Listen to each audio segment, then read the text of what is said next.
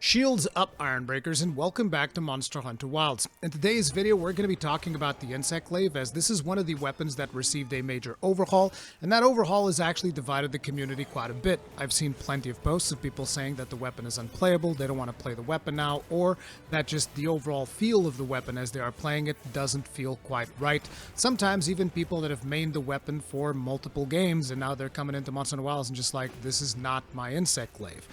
There's also, on the other side of things, some people that are saying, actually, I really like the glaive. The overall flow feels great, and the weapon feels really fun to play.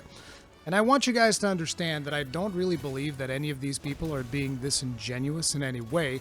I just think that we are looking at this particular issue from different angles, because from my interpretation of this, and I've spent quite a bit of time playing the Insect Glaive in this beta to try and understand exactly where the problem of Insect Glaive is in order to make this video.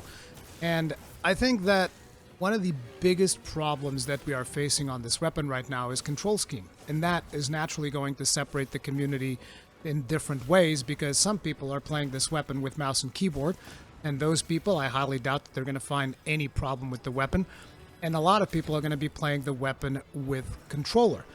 And those people might have a bigger issue with the weapon. Now, even among controller, you're going to see different experiences, because some people might have a controller with paddles.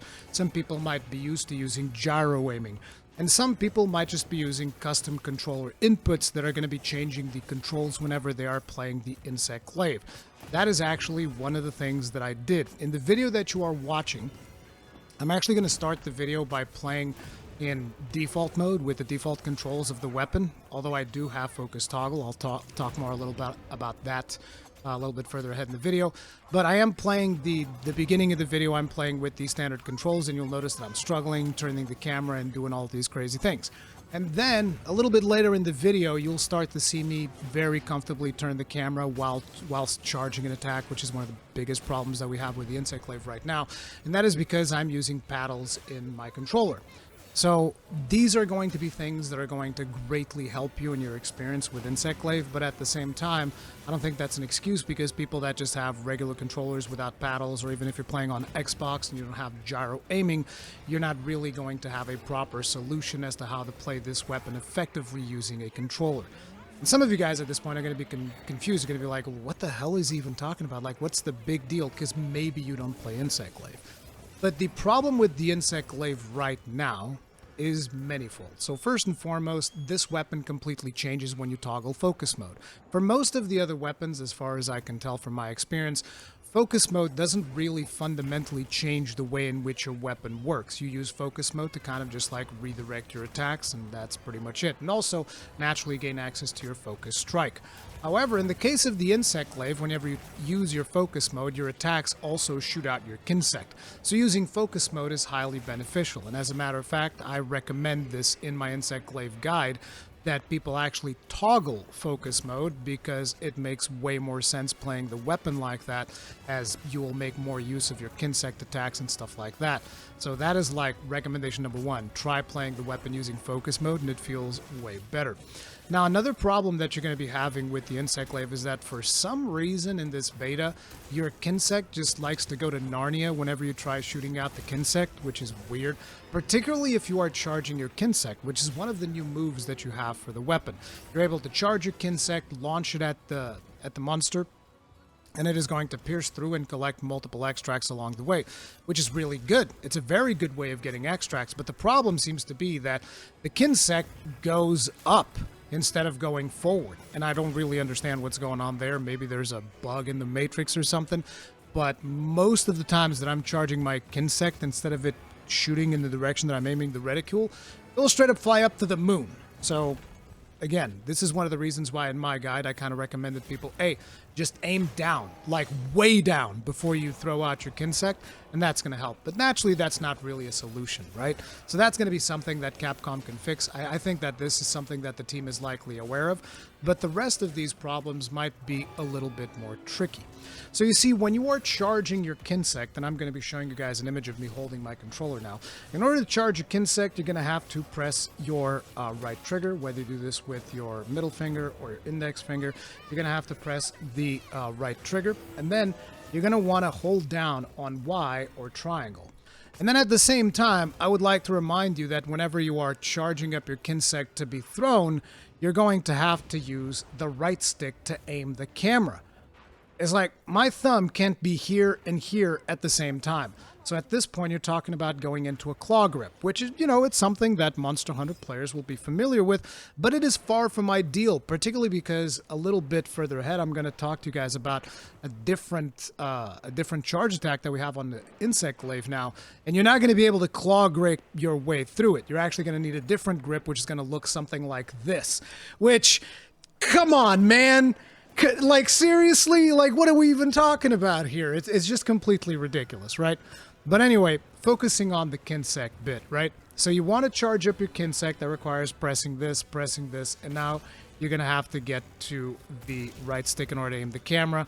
And on top of it, you're going to want to aim the camera down, which in my case would be up. Wait, is it up or is it down? Whatever, doesn't matter. You're going to aim the camera a little bit further down to make sure that you shoot out the Insect. That doesn't feel good. It just doesn't feel good, particularly if you don't have toggle focus mode.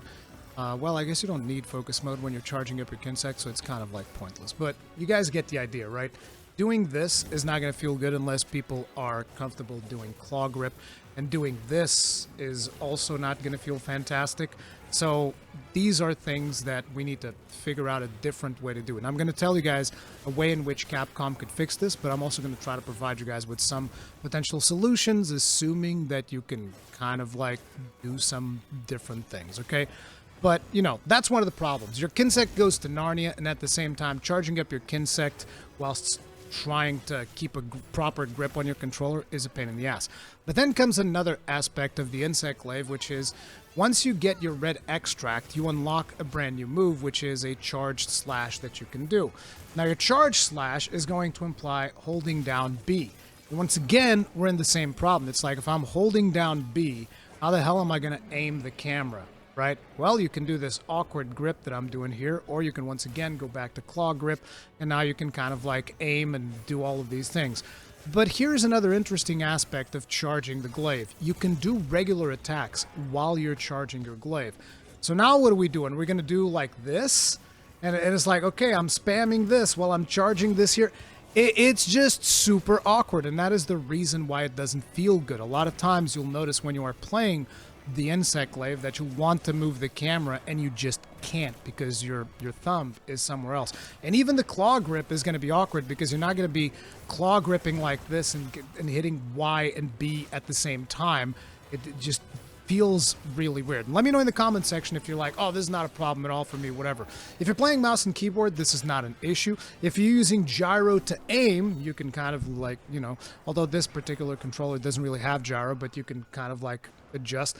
I haven't found the gyro super comfortable to use with focus mode yet, but I haven't really gone too deep into exploring that side of things. But another aspect of this situation is that if you happen to have a controller with paddles, that is something that you can fix as well, which this controller does have, and that is what I was doing. Like, I'm not sure if you guys can tell in the image, it seems like it's too white, but there's a paddle here and a paddle here, and I actually did that. I assigned this paddle to the Y button or triangle, and I assigned this paddle to the B button or circle, and so basically that enabled me to aim my Insect while still being able to do this by just pressing down on the paddle here.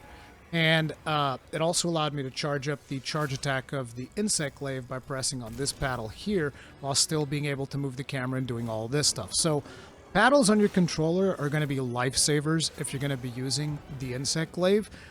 But, it is what it is. So paddles, gyro aiming. Another thing that can help is using L1 or left bumper in order to reorient your camera, which whenever you are locked in on a monster, you can basically press L1 or left bumper to reorient your camera towards your target. That is going to be something that will help immensely, but again, it's not really a perfect solution because you always want to kind of like fine-tune camera movements, at least personally I do, so that's just the way that I feel about it, right? Now, a couple of other issues that the weapon has, in my personal opinion, is going to be that whenever you are doing spiral slash, you're going to be grabbing multiple of the same extract. This is something that was pointed out by a friend to me, because initially I noticed that and I was like, well, that doesn't really bother me all that much. But then I was talking with Gadget, and Gadget was saying, man, it sucks when people take my wounds because then I can't get 3 extracts. Because that's one of the ways of you getting 3 extracts with the Insect Glaive is you're going to bust a wound. So managing wounds is more important for the Insect Glaive than some of the other weapons. Because most of the other weapons will look at a wound as like, oh, I can get it down, I can get a boost of damage, I can do all of these things. The Insect Glaive looks at a wound in a fundamentally different way. You're looking at a wound as a way to recover your extracts. In a lot of ways, you can consider that the Charge Blade also does something similar because you're looking at a wound as a way to reactivate your Savage Axe.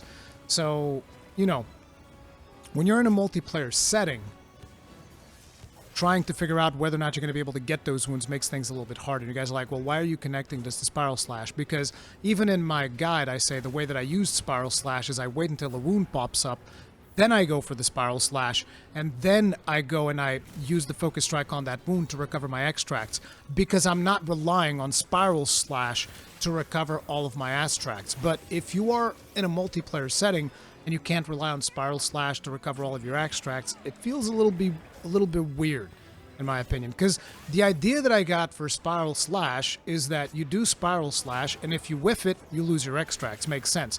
But you can completely nail a Spiral Slash onto the monster and still not get all your extracts, which feels incredibly punishing. It's a little bit weird. I'm not sure what the intent is behind that move, but I don't think that is the biggest issue that you have when it comes to this weapon.